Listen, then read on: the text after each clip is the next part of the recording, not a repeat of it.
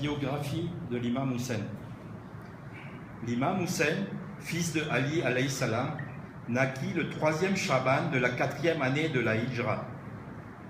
Le prophète alayhi salam en fut très ravi, et dès qu'il entendit la bonne nouvelle, il accourut vers la maison de sa fille pour l'en féliciter.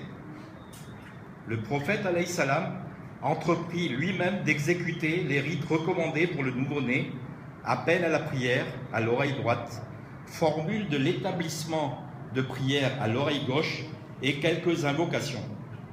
Ensuite, il le nomma Hussein. Le 7e jour de la naissance de Hussein alayhi salam, son père Ali alayhi salam fit le sacrifice rituel et en distribua la viande sur les maskines et les pauvres. Le prophète aimait beaucoup son petit-fils Hussein, et depuis le jour où il lui fut révélé le futur massacre de Hussein, il ne pouvait plus supporter l'entendre crier ou pleurer. Et il rappelait toujours à tous ceux qui le voyaient avec son petit-fils: Hussein est de moi, et moi je suis de Hussein. Est-il qu'il est un imam et fils d'un imam, et de sa descendance proviendront 9 imams, dont le dernier sera le Bahama imam, qui réapparaîtra au dernier des temps pour remplir la terre de justice et d'équité, après qu'elle ait été remplie de prévarication et d'injustice. Imam Hussein passa 6 ans dans l'affection de son grand-père et sous sa protection. Il y apprit toute la morale du sceau des prophètes, et lorsque son grand-père fut décédé, il passa 30 ans de sa noble vie dans l'ombre de son père, l'imam Ali. Au cours de cette période, Hussein patienta avec son père devant l'injustice des musulmans et participa pleinement au grand sacrifice qui préserva l'unité de la communauté musulmane. Lorsque son père prit le pouvoir et fut nommé calife par les musulmans, il combattit avec lui dans toutes ses batailles. Après le martyre du commandeur des croyants, il prêta serment de fidélité à son frère l'imam Hassan alayhi salam et lui accorda son plein soutien dans sa résistance contre la rébellion de l'hypocrite Muawiyah, qui voulait détruire le système du gouvernement légal et instaurer à sa place la dictature de la dynastie de Beni Umayya. Lorsque l'imam Hassan fut obligé de conclure la paix avec ce rebelle et de lui céder le pouvoir temporairement, l'imam Hussein demeura, comme il était toujours, fidèle à l'imam légal et lui obéissant dans toutes ses décisions jusqu'à son martyre.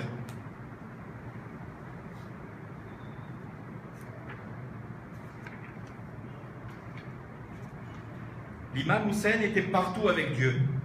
Il était toujours et partout avec Dieu, et même les situations les plus critiques ne pouvaient pas le détourner de cette visée permanente. Ainsi, l'établissement de la prière à son meilleur moment était pour lui prioritaire sur toutes les autres occupations. Et l'exemple le plus frappant de l'importance que l'imam Hussein alayhi salam prêtait au temps de la prière nous était donné au cœur même de la tragédie de Karbala. L'imam Hussein vivait la vie d'un ascète et voulait donner l'exemple à tous ses adeptes. Ainsi, pour l'amour de Dieu, il fit le pèlerinage plusieurs fois à pied, bien qu'il pouvait certainement se procurer la meilleure monture. Mais il savait bien la valeur de la fatigue sur la voie de Dieu. Et en attendant le jour de Karbala, où il allait se sacrifier pour l'islam, en dégustant la saveur du martyre, l'imam était impatient de peiner et de prier pour Dieu. Ainsi, le pèlerinage à pied sur un chemin saharien de 600 km était pour lui une consolation dans l'attente du grand jour de Ashura. L'imam était toujours au service des misérables. L'imam Hussein alayhi salam était l'ami des pauvres et des démunis. Il leur distribuait aide et aumône sous le couvert de la nuit, en toute discrétion et sans que personne d'eux ne puisse le reconnaître. Ce n'était que lors de son enterrement que les gens découvrirent cette réalité lorsqu'ils virent les traces des fardeaux qu'il transportait chaque nuit sur ses épaules et sur son dos. Ils demandèrent alors à son fils Zeynoul Abédine alayhi salam leur origine. Ils connurent alors tous l'homme qui approvisionnait et secourait secrètement les besogneux de la Médine. Un jour, l'imam Hussein passa près de quelques mosquées en train de manger du pain sec. Avec la bonté des gens simples, ils l'invitèrent à partager avec eux leur modeste repas. L'imam accepta volontiers et s'assit à même le sol avec eux. Le repas terminé, il les invita à son tour chez lui pour déjeuner en disant « J'ai accepté votre invitation, ainsi acceptez alors la mienne. » Les objectifs de l'imam Hussein. Je ne suis point sorti en injustice, en injuste ou en prévaricateur, mais plutôt en quête de réforme dans la communauté de mon grand-père. Je veux ordonner le convenu, interdire le blâmable et suivre la marche de mon grand-père et mon père Ali alayhi salam. C'était ainsi que l'imam résuma sa mission. Redonner à l'islam son caractère social et politique, tant étouffé par les soins des Omeyyades qui avaient voulu faire de l'islam un ensemble de rites individuels qui n'auraient aucun effet sur la vie sociale et politique, laissant ainsi la main des pervers au pouvoir tout à fait libre. L'islam était donc menacé par le danger qui avait dévié les chrétiens de la religion de Jésus. Le soulèvement de l'imam Hussein mit fin à la grande falsification de Muawiyah que Muawiyah avait entreprise et que Yazid voulait achever. Les enseignements de Karbala. Il était clair que l'imam Hussein alayhi salam, par son soulèvement contre la dictature omeyyade, ne voulait pas prendre le pouvoir.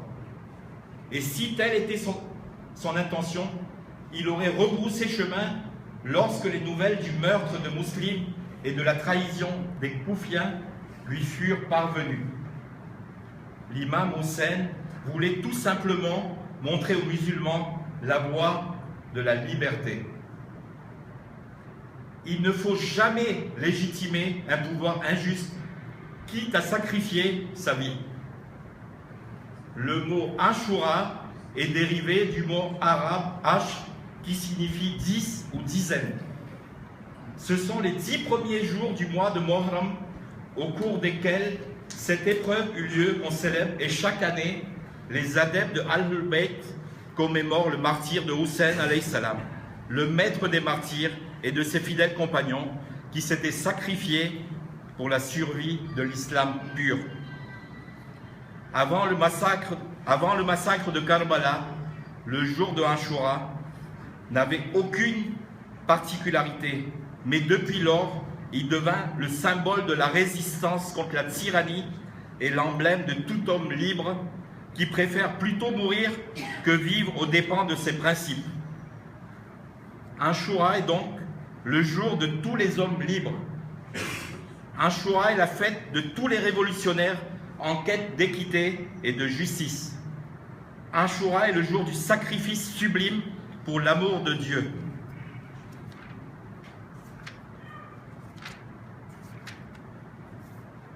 Pour finir, quelques extraits des paroles lumineuses de l'imam Hussein.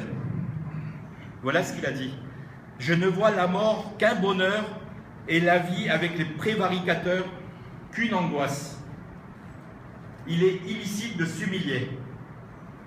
Les gens sont les esclaves de cette vie alors qu'ils lèchent à peine la religion. Ils continuent à garder celle-ci tant qu'elle leur apporte du bien. Mais dès qu'ils sont touchés par une épreuve, les religieux se font très rares. Si vous n'arrivez pas à être de bons croyants, alors au moins soyez des hommes libres dans votre vie. Salawat.